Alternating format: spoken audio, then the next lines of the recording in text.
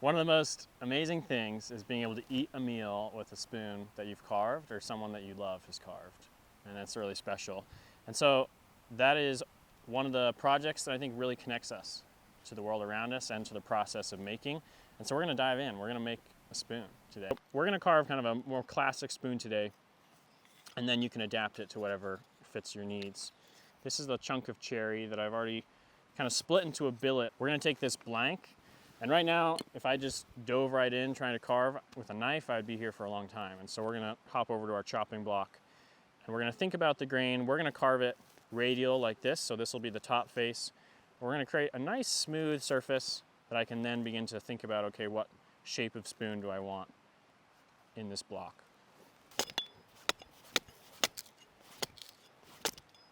So I like to just kind of dress up the blank. So that's nice and square, looking nice and clean.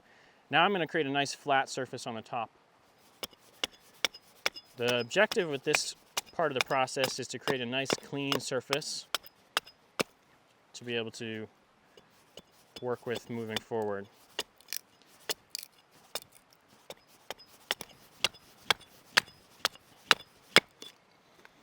So and then you can take a look at it and you can see, okay, we're doing pretty good. There's a little bit of a spot right there that could use a little more trimming up. And a sharp axe is going to make this part of the process immensely more enjoyable. Okay, so there we go. You can see we have a pretty nice, flat, dressed up surface. So that can be the top of our spoon. Right now I'm going to roughly axe the bottom in to shape the bottom of my spoon. And so if I'm going to have the bowl oriented right here and a handle, I'm going to try to kind of curve this bottom part up and curve this part up as well so that it kind of swoops in. And so that's just done with some kind of cuts down here. I don't want to get too close. This is just kind of a roughing it out stage.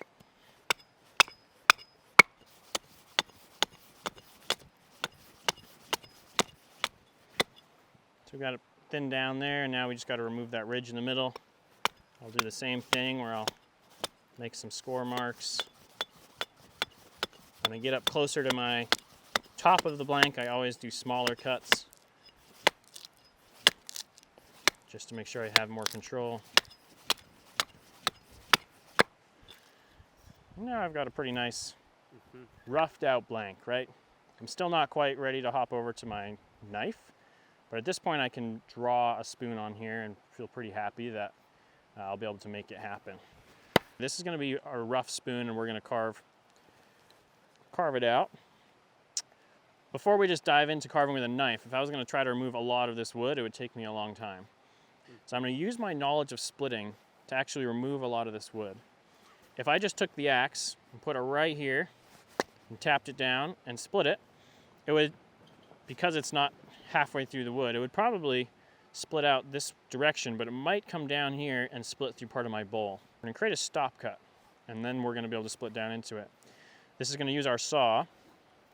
So we'll grab our saw here.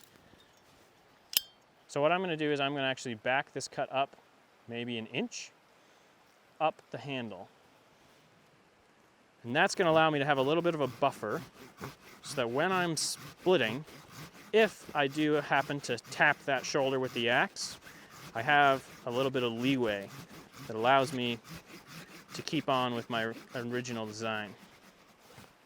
So I make that cut, and it goes pretty well into my line. I'm going to do the same thing on the other side.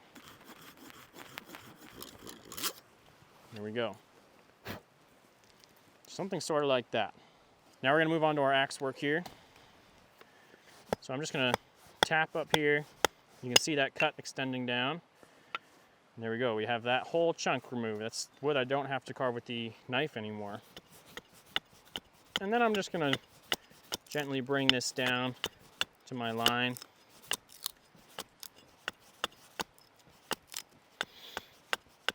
Now as I get closer to that shoulder, I want to be really gentle, because if I just struck right hard, I have a bit of buffer, but not enough. Now I'm going to flip it over, do the same thing. There you go. You can see how that knot affected the split. Yep. where it split out around it. Luckily, I saw it coming, so we didn't have to worry about it too much.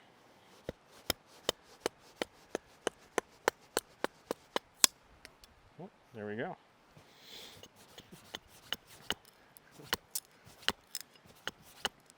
Now we're just going to remove that wood.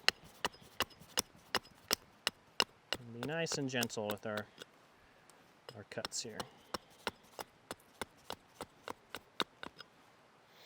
At this point we have a handle, and we could just jump to carving, but I think we can still remove more.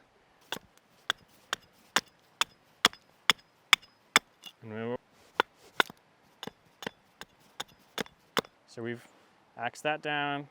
Now we're ready to carve the very tip of our profile, and we're going to do that by just axing down and slowly twisting the blank away until we're just kind of trimming off the very end. There we go. Getting down to that corner can be a little tricky, and oftentimes what I find helpful is to mount it on the side of my chopping block like this. So I can mount it on the side, and then really gently, with small cuts, I can come in and kind of axe down.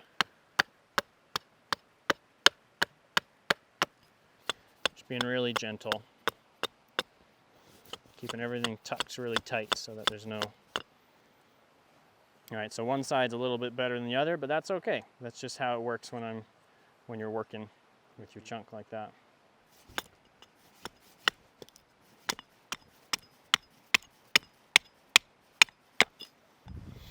Okay, so we've gotten kind of a blank that's fairly well roughed out, ready for some rough cuts, more refined drawing, and then some final cuts with the knife.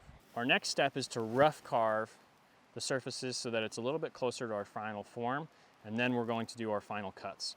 We're not worried about getting these nice fine finished cuts, we're just worried about removing some material so that we're closer to our finished shape, and then we can really hone in. So that's going to be like these nice squeeze cuts. This is going to create a nice surface for us that it's a little bit smoother than our axe work, so that we can then decide how we want things to be.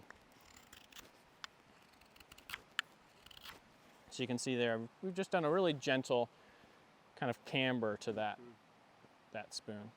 So our top face is pretty well cleaned up. I'm going to do some rough cuts on the bottom, just to take off any high points.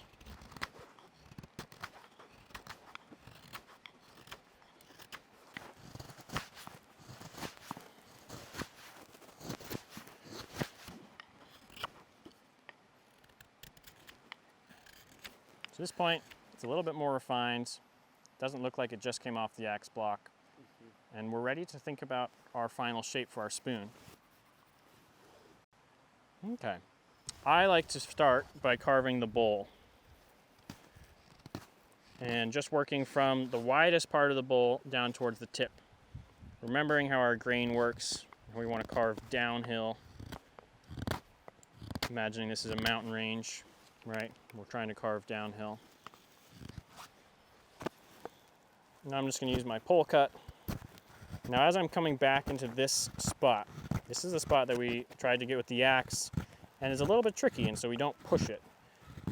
But what can be really helpful is to come in with this pole cut and use your extra fingers on your wood holding hand, like we've talked about previously, to really support this cut.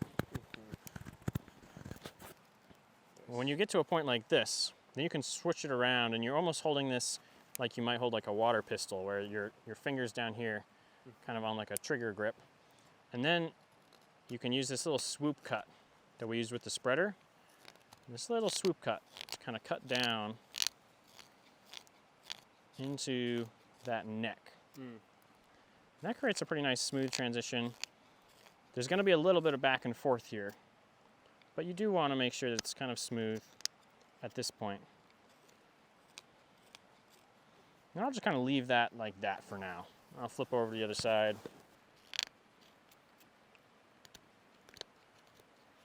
And the very tip of your knife is really useful for this kind of cut. This is what we were talking about earlier, is if it's not doing this kind of cut to your satisfaction, then it's likely you might need to sharpen. Okay, so we've got that, I mean, not totally perfect, but pretty well dialed in. Now I'm going to work on my handle. Now I'm going to carve the wood down towards the bowl. As I'm carving down towards the bowl, I want to be pretty gentle, because if I slam my knife into the shoulder, I'm going to create a little crack.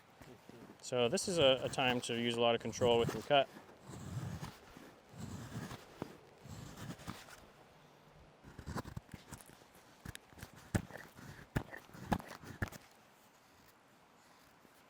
Now as I'm coming in here, this is where I'm starting to try to meet those shavings, and my goal is to try to come in and meet those shavings right where they start to enter into the wood here.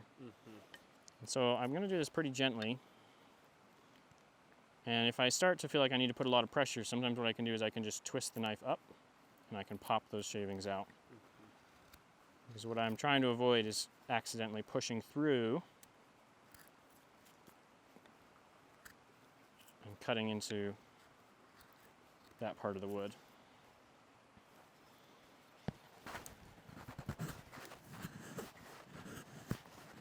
But I just have more control with a squeeze cut, so I'm going to flip it around.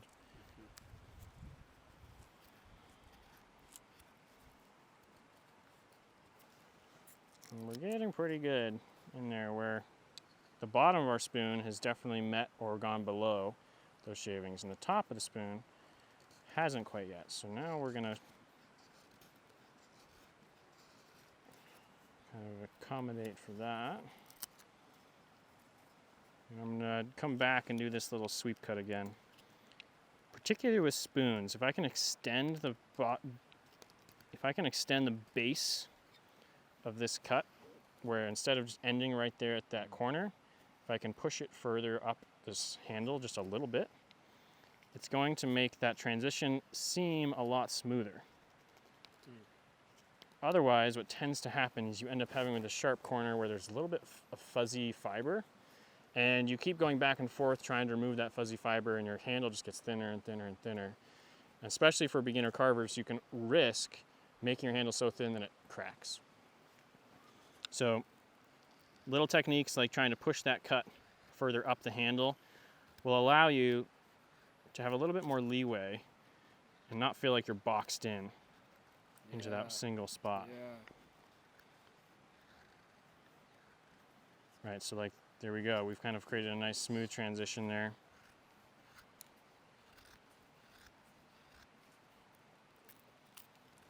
There we go. We can start to remove quite a bit of material at this point.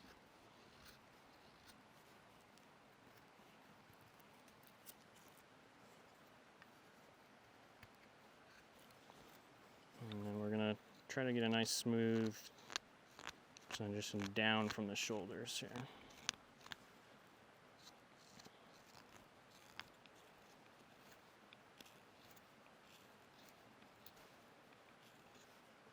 And I'm going to carve so it's not square. I'm just going to make a slightly rounded tip.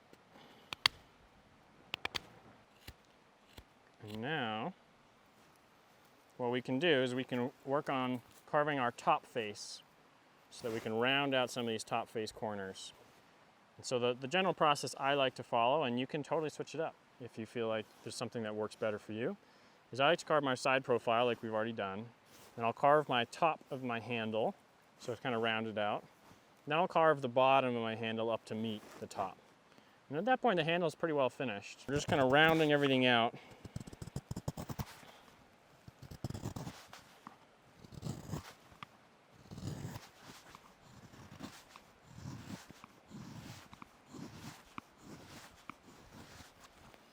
You smooth things out pretty well. Right at the tip, I'll often just put some little cuts there, but you don't have to. You can just do whatever feels good. We've got that. We see that this is all smoothed out, but we still have a lot of hard edges here around the neck.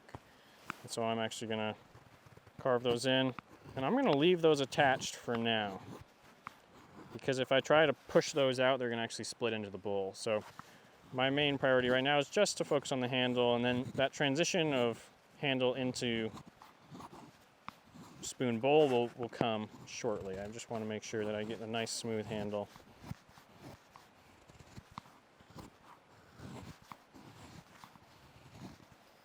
There we go. So that's feeling like we have a nice handle there. And now what I might do, sometimes I'll push those shavings a little bit further and see if I can trim them off. Sometime like right there you can see I was going against the grain, so I might need to come in from this side and just pop those off.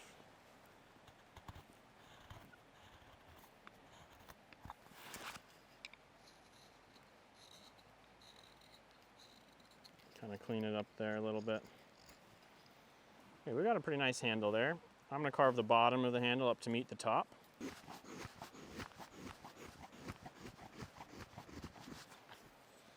Like that's a little twist in the grain, so I'm going to come from this side, smooth that out.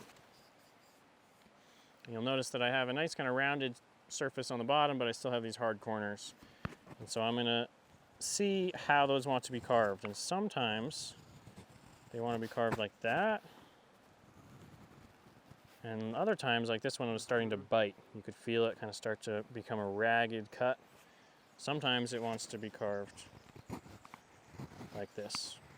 You doing those small cuts allows you to feel it before you take a big chunk. Exactly. Yeah. You always want to just kind of feel out the wood. If the wood grain is in question, so like that one started to dive, you can see how it was just pulling deeper into the wood. Mm-hmm. So especially on kind of these transition zones where it's not this face and it's not this face, it's kind of right in between. Mm-hmm.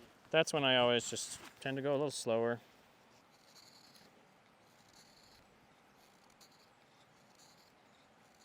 And this is where I can really transition and round out all those corners, so you can actually get almost a totally round spoon handle, or oval shape, or whatever kind of shape you're going for.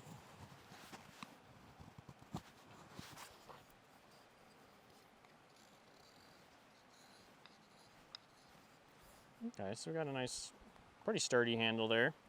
Well, it's pretty sturdy. I could probably make that thinner. Maybe I'll just make the end a little bit daintier.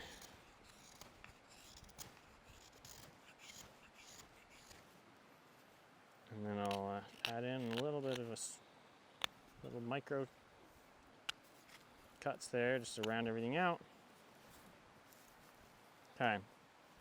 Now at this point, I feel like my bowl on the bottom is carved in such a way that I don't have too much extra yet. I probably will, but I don't necessarily want to carve the bottom as much as I initially thought I would. There's a little bit of wood there, but not too much. So I'm actually going to focus on carving the bowl out just a little bit right now, and then we'll carve the bottom up to match it. So when we're carving our bowl, we're going to use our hook knife. So we're going to dive into that. We'll put our straight knife away. And at this point, it's really nice because you have a nice thing to hold on to. So if you had done your hook knife first, sometimes it's a little bit chunkier. Right now it's nice and nimble. I can put it right in the palm of my hand. I can rest that on my knee. And I'm going to remember all the things I learned about hook knives, about how when you're squeezing with this hand, you want to make sure that your knife holding thumb is mounted down on the wood. Now if I start to see this thumb creep up like this, it becomes an issue where this hook knife begins to contact my thumb. So I really make a really strong effort to make sure that this thumb is mounted down on the wood, and I can actually brace it on my palm as well.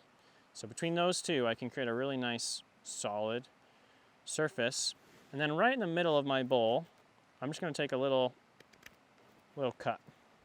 And I start to just make that cut a little bit bigger, and I'm going across the grain.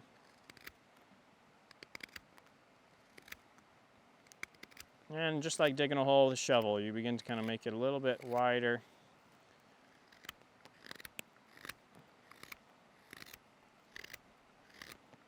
And you begin to kind of see what's going to feel good.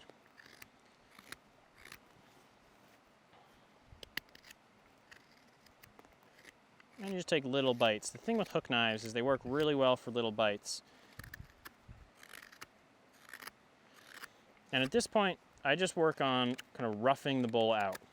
I'm not focused on making a perfect final bowl yet. I just want to rough out some of this material on the interior. And I don't want to get super close to my edge, but I want to get close enough that it's, you know, a 1/4 inch is normally pretty good for me.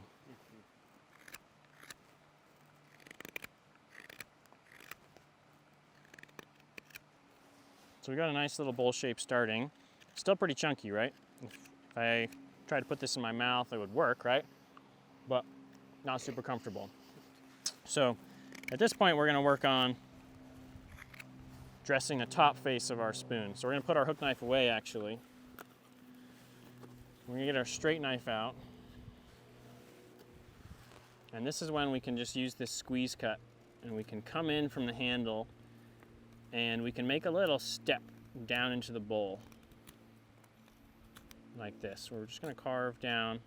If you use the tip, it's really nice because you can just kind of carve down into it. And then it's always harder on the opposite side from your knife holding hands, but you can still do it. And you're trying to create this kind of nice even surface. This little bump down, some people call it. My friend Emmett calls it a bump down, where you kind of come down from the handle into the bowl. And that creates a really nice kind of smooth transition. And I really like that in this kind of a spoon. All that being said, you don't need it if you don't want it. Now I'm beginning to think about my earlier effort to make sure that this top is round a little bit to make it more comfortable. And so I'm trying to think about that as I take these shavings, and sometimes they want to come out this side, and I can just take them out really gently. And the wood wants to be removed that way. The grain is in such a pattern that I can actually do that. Sometimes they don't want to come out that way, and you might need to come in from the other direction using like a pole cut like this, which can be really tricky because there's not a lot of material here.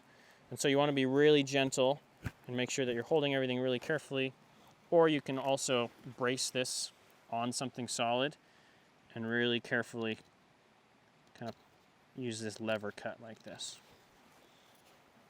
Whenever you're doing a tricky cut like that where things are tight and close, you always want to make sure that you're aware of all your fingers and that you're not putting too much force into it. Those little tight controlled cuts don't need that much force if you have a sharp tool. You can kind of start to look at it from the top and smooth things out a little bit.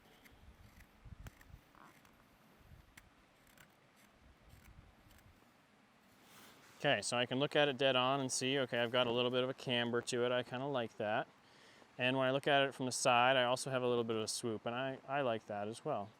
And so now, at this point, we can move back to our hook knife. And we're going to do our final cuts with the hook knife.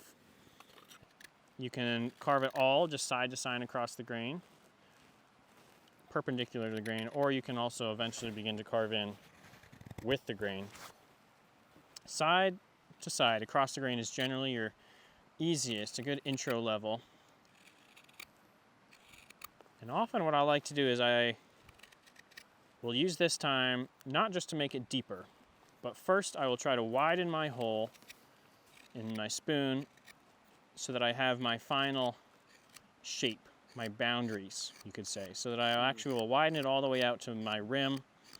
And I like to leave a little rim all the way around, and it doesn't necessarily have to be the same thickness. Sometimes it's nice to have a little bit thicker at the top and then thins out on the edges and thickens up again.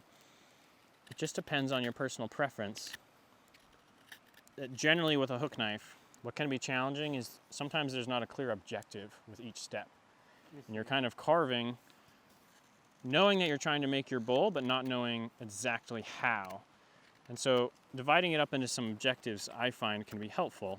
And so this is like, the objective is to just define your inside parameters of your bowl. You're kind of drawing it out again, but in the wood. Yeah, you're drawing out your rim, essentially. You're defining the parameters of your rim, and then you can go and define the depth. And other people really just like to carve until it feels right, and that's really good as well. So just recognizing within yourself that there's different ways of working with it. So I've got a pretty nice shallow depression all the way around. My rim is somewhat consistent, you know, a pretty smooth rim at least on this part. This edge maybe could use a little bit of help becoming more smooth. There we go.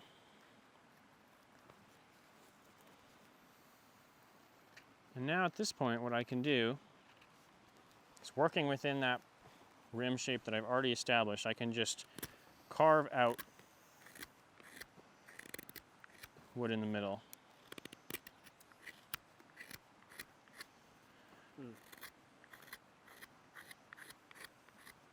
And generally, with an eating spoon like this, I like to have it deeper at the base and then kind of tapering up towards the front. The base of the spoon meaning the part that it connects with the neck.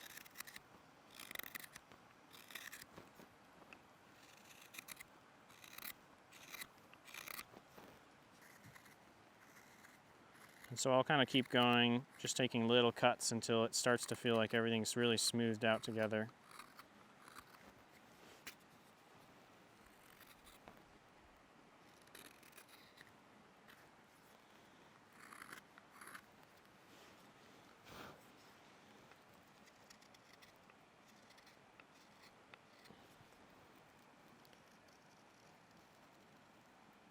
So there we go. We have a pretty nice, smooth interior rim right here, which I think is really nice and important. What I often will do now at this point is, there's still kind of that hard edge right around that rim, and I want that to be softened, because when I put my mouth and my tongue in the spoon, it's really important that that's softened. And so what I'm going to do is I'm actually going to use my hook knife, and I just really gently drag it along that edge and get that's definitely a little micro chamfer. It's just this tiny little shaving. I'm not even putting hardly any pressure. I'm just allowing the weight of the tool. You know, I don't even know where that one went. Yeah, you can see it right there. There's a little tiny shaving. Well, and this is really important if you are just using a knife finish. If you're going to sand, this becomes slightly less important. But it's a good thing to shoot for if you're really trying to get control with your tools. So now we're pretty much done with our hook knife. I'm pretty happy with that. I could smooth it out more, but I think that'll work just fine for this kind of spoon. Right, my top face is pretty well finished. My bottom handle is finished, and the bottom of the bowl now just needs to be carved. And so I'm going to use this nice squeeze cut, and I'm just going to carve, and I'm going to fairly frequently put my thumb and my forefinger in here to feel the thickness. And I want to be pretty careful that I'm getting an even consistency, even thickness, and I'm not going to cut all the way through and create an accidental colander, because that is a real shame at this point. And it happens.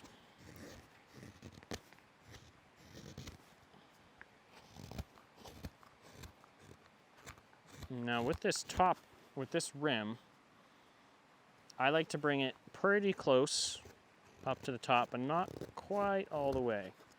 I leave maybe a millimeter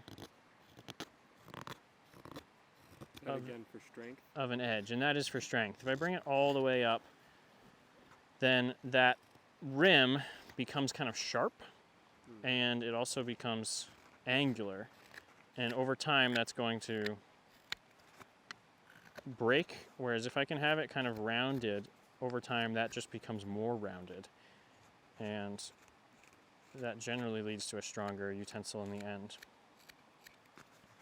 So as I'm doing this, I often will just do little micro chamfers, kind of blending everything all together. You can see that I've got a nice kind of smooth transition here. This is feeling pretty good, but I still have like the back side of my spoon coming into the handle is still pretty chunky.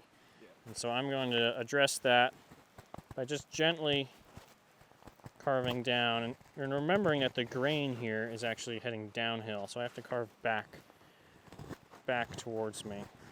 In fact, you can kind of like intentionally carve some of this wood away and create almost like what's a little whale tail shape.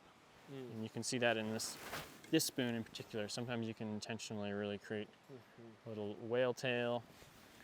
Some spoons will have what's called a keel. Maybe this one has, yeah, a little keel. A sharp angular spoon that goes along the back. And some of them are just totally smoothed out like that. Just really depends on what you're going for. In this particular instance, I think I'm just gonna kind of generally smooth it.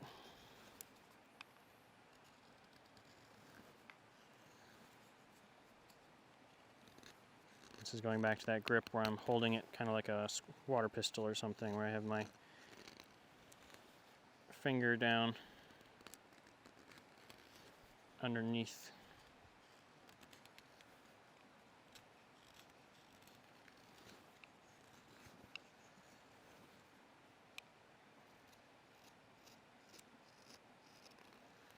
And this is where I'm just trying to smooth all the lines.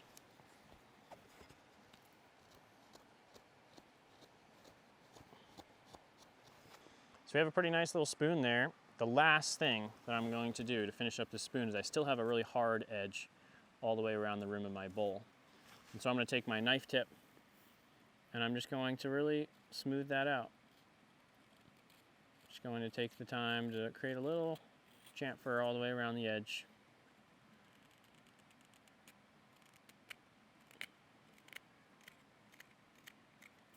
Kind of round that. Come back and do that as it transitions down to the shoulder and the handle.